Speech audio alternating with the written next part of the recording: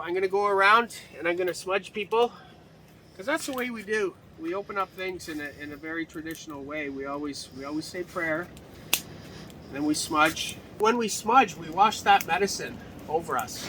We wash it over certain parts of our body. So I take the medicine and I wash it over my hands. I wash the medicine over my hands so that anything I touch or create during the day, I'm going to make sure that I touch and create things in a good way and in a kind way. And then I take the medicine and I bring it up to my eyes. I cleanse my eyes so that as I see things throughout the day and throughout our time here on the land, I'm going to make sure that I see things in a good way, in a kind way.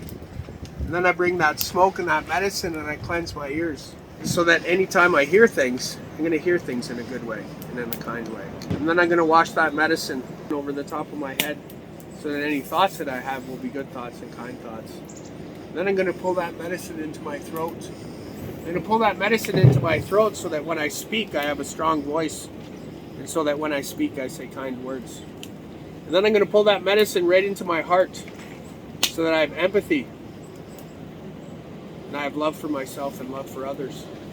And then I wash that medicine down each one of my legs so that I can always remember how sacred life is with each step that I take. When people come out here, it's an experience that they've never had before. And they automatically have a sense of belonging, and they automatically have a sense of community and connectedness that they've never had before. So that's the really special thing about Crochet Lodge. You know, in the summertime, we utilize this teaching lodge to its full potential. We had the Waterloo Catholic School Board. They had 50 international students that as soon as they came here, we brought them out to the land and we brought them in the lodge. In October, we did 4 awareness series workshops. We wanted to invite leaders from our region out to the land to let them know what we were doing. Once they come into our space, as soon as they come into our space, they're our equal. You know, all the labels and whatever they carry is all left outside. When you come into an Indigenous circle, you're connected, you're an equal. Why are we an equal? Well, because there's no one in front of you, there's no one behind you, there's no one above you, there's no one below you. And when you sit in a circle, there's already energy starting to flow, and we're all connected. Why is this needed right now? What are you hoping to accomplish? This is a time of education. This is a time of unlearning. This is a time of healing. So that's what we believe our role is. At Crochet Lodge is to create safe places where people can start to educate, where people can start to learn or to start unlearning. And it's worked out really, really beautifully. And at Crochet Lodge, we don't blame, we don't shame. And we definitely do not call anybody out. But what we do is we call them in. We create a safe place where people can lean into those hard discussions.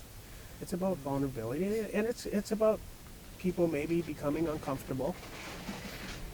But we've been uncomfortable for a very, very long time, right? It's about telling the truths, because that's what we do. We talk about the truths. What do you see as the next steps for Crochet Lodge? How do you hope to grow this? How do I hope to grow this? That's a good question. Well, it's been only 6 months, but we're at a position now that we need another site. Wow. We need another site because the demand for healing is so large, right, for what we offer. As Stirling Mennonite Church, how can we walk with you in this? How can we help? Well, I was brought up by the Mennonites. I'm part of the 60 scoop. So I'm not from this part of creation. I'm from Chapleau, which is up by Timmins, but at a very young age I was displaced. My father was in the residential schools, my uncles and aunts were in the residential schools, my sister and myself are part of the 60 scoop. That's how we ended up here. So I was brought up at Mannheim Mennonite Church, I went to Fraser Lake camp, I went to Bible school, so I feel that I am part Mennonite, even though I'm half Cree and I'm half I'm half Swedish, and I have some Irish in there, and I also have some Scottish in there. But what I've always wanted and what I've always hoped for, Eric, is that the Mennonites would walk with Crowshield Lodge. They would help us, because I believe they have their own connection to the land. I believe, and that's where I believe that's their spiritual connection to the land. So I've always felt very at home with any Mennonite church I've gone into, with any congregation, with any public speaking that I've done. So how can Stirling help us? They can walk with us. They can support us. They can be there.